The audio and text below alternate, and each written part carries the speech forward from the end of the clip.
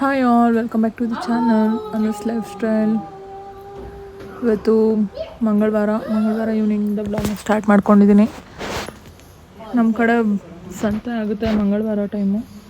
ಹಾಗಾಗಿ ನಮ್ಮಮ್ಮವರು ಸಂತೆಗೆ ಹೋಗ್ಬಿಟ್ಟು ಬಂದರು. ಏನು ತೊಗೊಂಬಂದಿಲ್ಲ, ಸುಮ್ಮನೆ ಮಳೆ ಅಂದರೆ ಮಳೆ ಅಂತೆ, ತುಂಬ ಮಳೆ ಬರ್ತಾಯಿತ್ತು. ಜೋರು ಮಳೆ ಅಂದರೆ ಜೋರು ಮಳೆ.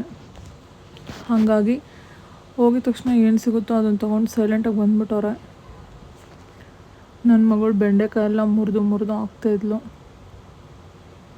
ಅದಕ್ಕೆ ನಮ್ಮ ಅಮ್ಮ ಬೈತಾಯಿದ್ರು, ಇನ್ನು ಬೆಂಡೆಕಾಯಿ ಎಲ್ಲ ನೀರಲ್ಲೆಲ್ಲ ನೆಂದ್ಬಿಟ್ಟಿದೆಯಲ್ಲ, ಇನ್ನು ಮತ್ತೆ ಆಗಲ್ಲ ಅಂದ್ಬಿಟ್ಟು ಇವತ್ತೇ ಅಡುಗೆ ಮಾಡಿಬಿಡ್ಬೇಕು ಅಂತ ಮಾತಾಡ್ಕೊಂಡು ಕುತ್ಕೊಂಡಿದ್ರು. ಶಾರುಮಾ ಶಾರುವರಿ ಏ ಏ ಹೀಗೆ ನನ್ನ ಮಗಳನ್ನ ನೋಡಿಕೊಂಡು ಆಟ ಆಡಿಸ್ಕೊಂಡು ಹಾಗೆ ವ್ಲಾಗ್ನ ಕಂಟಿನ್ಯೂ ಮಾಡೋಣ ಅಂತ ವ್ಲಾಗ್ ಶೂಟ್ ಮಾಡ್ತಾ ಇದ್ದೆ. ನನ್ನ ಮಗಳು ದಿನೇ ದಿನೇ ದಿನೇ ದಿನೇ ಕ್ಯೂಟಾಗಿ ಕಾಣಿಸ್ತಾ ಇದ್ದಾಳೆ. ನನ್ನ ಮಗಳು ಹೇಗಿದ್ದಾಳೆ ಅಂತ ಕಮೆಂಟ್ ಮಾಡಿ. ಇದು ನೋಡ್ಬೋದು ಹಿಂಗೆ ಮುರಿದು ಹಾಕ್ತಾವಳೆ ಅಂತ. ಅದಕ್ಕೆ ನಮ್ಮಮ್ಮ ಗದರ್ತಾಯಿದ್ರು, ಏನೆಲ್ಲ ಹಂಗೆ ಮಾಡ್ತಾಯಿದ್ಯಾ ಕೊಳಕು ಅಂತ. ನೋಡಿ ಬೆಂಡೆಕಾಯಿ ಮಾತ್ರ ಜಾಸ್ತಿ ತೊಗೊಂಬಂದಿದ್ದಾರೆ. ನಮ್ಮ ಅಪ್ಪಂಗೆ ಸ್ವಲ್ಪ ಕಾನ್ಸ್ಟಿಪೇಷನ್ ಪ್ರಾಬ್ಲಮ್, ಅದಕ್ಕೋಸ್ಕರ ಬೆಂಡೆಕಾಯಿ ತಿಂದರೆ ಸರಿ ಹೋಗುತ್ತೆ ಅನ್ನೋದು ನಮ್ಮ ಅಪ್ಪನದು ಇದು.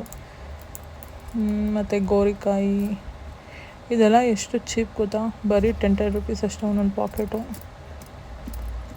ಚಿಕ್ಕಡಿಕಾಯಿ 2 ಕವರು, 2 ನೌಕಲ್ 10 ರೂಪಾಯಿ ಅಂತೆ. ಈ ಸೊಪ್ಪು ಬರೀ 20 ರೂಪಾಯಿ. ನಮ್ಮ ಅಪ್ಪಂಗೆ ಸಬ್ಸಿಗೆ ಸೊಪ್ಪು ಅಂದರೆ ಇಷ್ಟ, ಅದಕ್ಕೋಸ್ಕರ ನಮ್ಮಮ್ಮ ಸಬ್ಸಿಗೆ ಸೊಪ್ಪು ತೊಗೊಂಡಿರೋ. ಆದರೆ ಸೊಪ್ಪು ಏನು ಚೆನ್ನಾಗಿರಲಿಲ್ಲ, ಬಲ್ತಿತ್ತು. ಮತ್ತು ವಿಳ್ಯದೆಲೆ ಟೊಮೆಟೊ ರೇಟ್ ಕಮ್ಮಿ ಆಗಿಬಿಟ್ಟೈತೆ. 100 ರೂಪಾಯಿಗೆ 6 kg ಅಂತ. ನಮ್ಮಮ್ಮ 50 ರೂಪಾಯಿಗೆ ತೊಗೊಂಬಂದಿದ್ರು ಅಷ್ಟೇ. ಇನ್ನೂ 100 ರೂಪಾಯಿಗೆ ನಾಟಿ ಟೊಮೆಟೊ ತೊಗೊಂಬಂದಿದ್ರು. ಮತ್ತು ಈ ಸೈಜ್ ತೆಂಗಿನಕಾಯಿ ಬಂದು 100 ರೂಪೀಸಿಗೆ 7 ಅಂತೆ. 100 ರೂಪಾಯಿಗೆ 7 ಪರವಾಗಿಲ್ಲ, ಆರಾಮಾಗಿ ಕೊಡ್ಬೋದು ಅಂದ್ಬಿಟ್ಟು ನಮ್ಮಮ್ಮ 100 ರೂಪಾಯಿಗೆ ತೊಗೊಂಬಂದಿದ್ರು. ಇನ್ನೇನು ವಾರ ಹೋಗ್ತಾ ಇರ್ತಾರಲ್ವ, ಸುಮ್ಮನೆ ತಂದು ಹಾಕ್ಕೊಂಡ್ರೆ ಮತ್ತು ಕುಳ್ತೋಗುತ್ತಾವು ಅಂದ್ಬಿಟ್ಟು 100 ರೂಪಾಯಿಗೆ ತೊಗೊಬಂದಿದ್ರು ಅಷ್ಟೇ. ಮತ್ತು ನಾನು ಕೇಳಿದೆ, ಏನು ತಂದಿಲ್ಲ ತಿನ್ನೋಕೆ ಹಂಗೆ ಹಿಂಗೆ ಅಂತ. ನಮ್ಮಮ್ಮ ಜೋರು ಮಳೆ ಹೋಗಮ್ಮ, ಏನು ತೊಗೊಬರೋಕ್ಕಾಗಿಲ್ಲ, ಅದಕ್ಕೆ ಇದೊಂದು 50 ರೂಪಾಯಿಗೆ ಚಿರೋಟಿ ತೊಗೊಂಬಂದಿನಿ, ಹಾಲಿದ್ರೆ ಕಾಯಿಸ್ಕೊಂಡು ತಿನ್ನೋಗು ಅಂತ.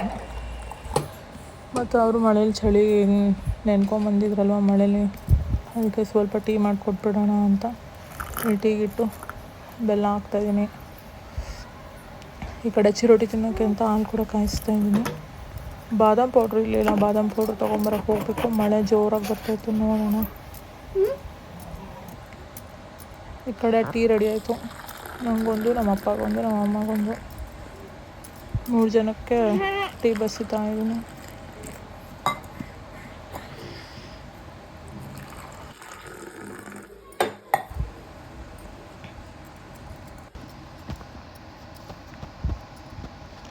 ಹೀಗೆ ಮಾತಾಡ್ಕೊಂಡು ಕುತ್ಕೊಂಡು ಅಪ್ಪ ನಮ್ಮ ಅಮ್ಮಗೆಲ್ಲ ಟೀ ಕೊಟ್ಟು ಈ ಕಡೆ ನಾನು ಟೀ ಹಾಕ್ಕೊಂಡು ಕೂತೀನಿ.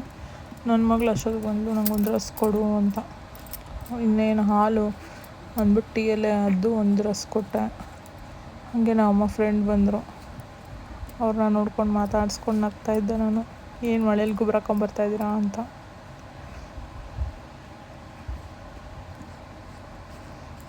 ನನ್ನ ಮಗಳು ಇವಾಗ ರಸ್ಕ್ ಚೆನ್ನಾಗಿ ತಿಂತಾಳೆ, ಫಸ್ಟು ಬಿಸ್ಕೆಟ್ ಎಲ್ಲ ತಿಂತಾಳಿಲ್ಲ. ಅದಕ್ಕೆ ಇನ್ನೂ ನೈಟ್ ಆಗುತ್ತೆ ಊಟ ಮಾಡಿಸೋ ಅಷ್ಟರಲ್ಲಿ ಒಂದು ರಸ್ಕನ ತಿಂದರೆ ಅವಳು ಹೊಟ್ಟೆ ಸ್ವಲ್ಪ ಹಸಿದೇ ಇರುತ್ತೆ ಅಂದ್ಬಿಟ್ಟು ಬಿಟ್ಟಿದೆ. ಈ ಕಡೆ ನೋಡ್ಬೋದು, ನೈಟ್ ಮತ್ತೆ ನಾನು ಅವಳನ್ನ ಕರ್ಕೊಂಡೋಗಿ ಫೀಡ್ ಮಾಡಿಸಿ ಅವಳನ್ನ ಮಲಗಿಸಿ ಇವಾಗ ವಾಪಸ್ ಕರ್ಕೊಂಬಂದಿದ್ದೀನಿ ಹಾಲ್ಗೆ. ಎತ್ಕೊಂಡು ಸಾಕಾಯ್ತು ಅಂತ ಅಲ್ಲಿ ಕೆಳಗಡೆ ಮಲಗಿಸಿದ್ದೀನಿ.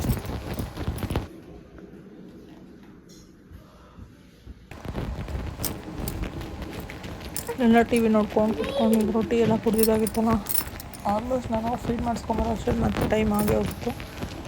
ಹಾಗಾಗಿ ಇವತ್ತು ನನ್ನ ತಂಗಿ ಮನೇಲೇ ಇದ್ಲು, ಅದಕ್ಕೆ ಅವಳೇ ಅಡುಗೆ ಮಾಡ್ತಾಯಿದ್ಲು.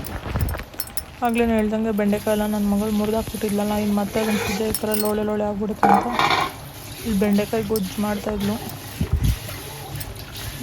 ನಿಮ್ಮ ಕಡೆ ಯಾವ ಥರ ಬೆಂಡೆಕಾಯಿ ಗೊಜ್ಜು ಮಾಡ್ತೀರಾ ಅಂತ ನನಗೆ ಕಮೆಂಟ್ ಮಾಡಿ ಹೇಳಿ. ಈ ಥರನೇ ಮಾಡ್ತೀರಾ ಅಥವಾ ಸಾಂಬಾರು ಟೈಪ್ ಮಾಡ್ತೀರಾ ಅಂತ. ನಂಗೆ ಸಾಂಬಾರು ಟೈಪ್ ಅಷ್ಟು ಇಷ್ಟ ಆಗೋಲ್ಲ, ಈ ಥರ ಮಾಡಿದ್ರೆ ಇಷ್ಟ ಆಗುತ್ತೆ. ನಮ್ಮ ಯಜಮಾನ್ರಿಗೆ ಬೆಂಡೆಕಾಯಿ ಹುಳಿ ಅಂತ ಮಾಡ್ತೀನಿ, ಅದು ಇಷ್ಟ ಆಗುತ್ತೆ. ಈ ಕಡೆ ಮುದ್ದೆಗೆ ರಾಗಿ ಹಿಟ್ಟು ಹಾಕಿ ತೊಳಸಿ ಇಟ್ಟಿದ್ಲು, ಅದು ಬೇಯ್ತಾ ಇದೆ. ಇವಾಗ ಅದನ್ನು ತೊಳಸ್ತಾನೆ. ಇಲ್ಲಿ ರೈಸ್ಗೆ ಅಕ್ಕಿ ಹಾಕ್ತಾಯಿದ್ಲು.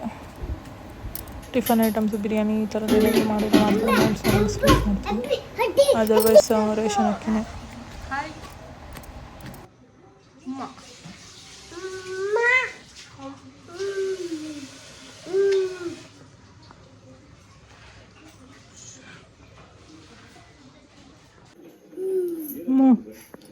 Pun, shark,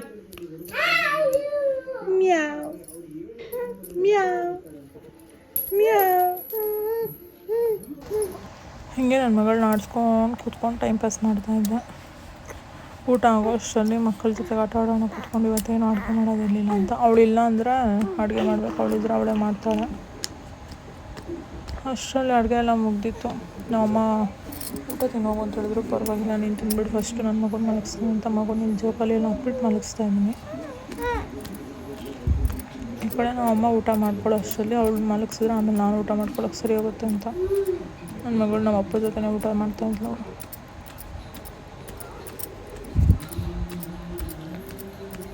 ಅವ್ರ ಪಾಡ್ಗೆ ಅವ್ರು ಊಟ ಮುಗಿಸ್ಕೊಂಡ್ಲಿ ಅಂದ್ಬಿಟ್ಟು ನನ್ನ ಮಗನ ಮಲಗಿಸಿದ್ದೆ. ಆಮೇಲೆ ನಮ್ಮಮ್ಮದು ಆಗಿದ ತಕ್ಷಣ ನನಗೆ ಊಟ ಇಕ್ಕೊಂಡು ಇವಾಗ ಊಟಕ್ಕೆ ಕೂತ್ಕೋಬೇಕು. ಬೆಂಡೆಕಾಯಿ ಗೊಜ್ಜಿಗೆ ನನ್ನ ತಂಗಿ ಚಪಾತಿನೂ ಮಾಡಿಟ್ಟಿದ್ಲು. ಸ್ವಲ್ಪ ಮುದ್ದೆ ಒಂದು ಚಪಾತಿ ಹಾಕ್ಕೊಂಡು ಬೆಂಡೆಕಾಯಿ ಗೊಜ್ಜು ಹಾಕ್ಕೊಳ್ತೀನಿ. ನಂಗೆ ಬೆಂಡೆಕಾಯಿ ಅಷ್ಟೊಂದು ಇಷ್ಟ ಆಗೋಲ್ಲ, ಬಟ್ ಟೇಸ್ಟ್ ಇಷ್ಟ ಆಗುತ್ತೆ, ತಿನ್ನೋಕೆ ಅಷ್ಟು ಇಷ್ಟ ಆಗೋಲ್ಲ. ಅದಕ್ಕೆ ಸ್ವಲ್ಪ ಬೆಂಡೆಕಾಯಿ ಸಾಂಬಾರು ಮಾತ್ರ ಸ್ವಲ್ಪ ಜಾಸ್ತಿ ಹಾಕ್ಕೊಂಡು ಊಟ ಮುಗಿಸ್ಕೊಳ್ಳೋಣ ಅಂತ.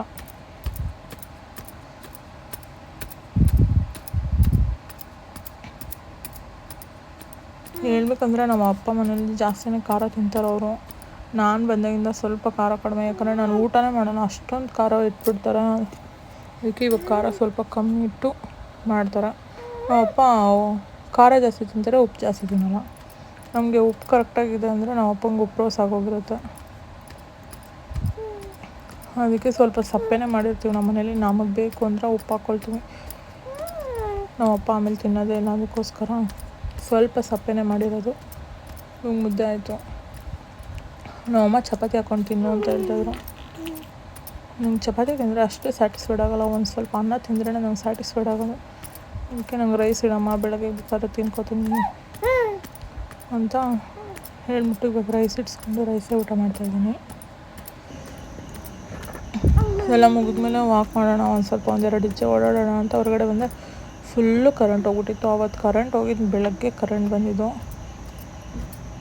ಕತ್ಲಲ್ಲೇ ವಾಕ್ ಮಾಡ್ಬೋದಲ್ಲ ಅಂತ ನೀವು ಕೇಳ್ಬೋದು, ಬಟ್ ಮಳೆ ಬರ್ತಾಯಿತ್ತು, ಅದಕ್ಕೋಸ್ಕರ ಹೋಗಿಲ್ಲ. ನಾನು ಇಲ್ಲೇ ಕೂತ್ಕೊಂಡು ನೋಡ್ತಾಯಿದ್ದೆ. ನನ್ನ ಮಗಳು ಅವಳೇ ಏನೋ ಬಲೂನ್ಗಳ್ದು ಬಿಸಾಕಿದ್ದು, ಅದನ್ನೇ ನಾವು ಭಯಪಟ್ಟು ಓಡಿ ಬರ್ತಾಯಿದ್ಲು.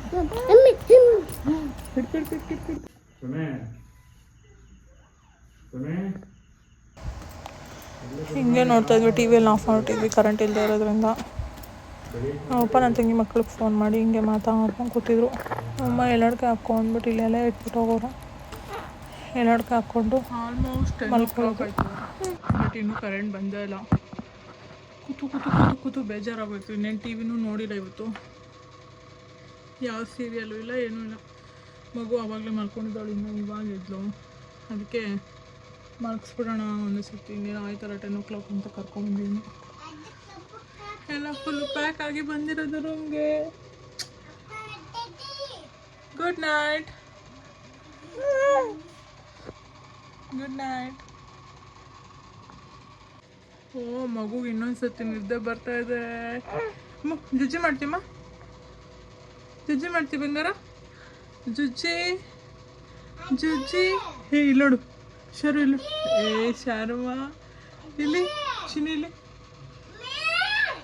ಅವಳಿಗೆ ಇನ್ನೊಂದ್ಸತಿ ನಿದ್ದೆ ಬರ್ತಾ ಇದೆ ಅನ್ಸುತ್ತೆ.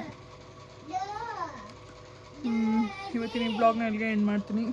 Thank you for watching. Subscribe ಮಾಡ್ಕೊಳ್ದೆ ನೋಡ್ತಾರೆ, ಪ್ಲೀಸ್ ಸಬ್ಸ್ಕ್ರೈಬ್ ಮಾಡ್ಕೊಂಡು ಸಪೋರ್ಟ್ ಮಾಡಿ ಅಂತ ಕೇಳ್ಕೊತೀನಿ. ನನ್ನ ದೊಡ್ಡ ಮಗಳಿಗೆ ನಿದ್ದೆ ಬಂದ್ಬಿಟ್ಟೈತೆ, ಅವಳನ್ನ ಮಲಗಿಸ್ಬೇಕು. ನಾನು ಇವಳನ್ನ ಮಲಗಿಸ್ತಿದ್ದೀನಿ, ಅವಳು ಮಲ್ಕೊಬಿಡ್ತೀನಿ. ಬಾಯ್ ಶಾರು, ಬಾಯ್.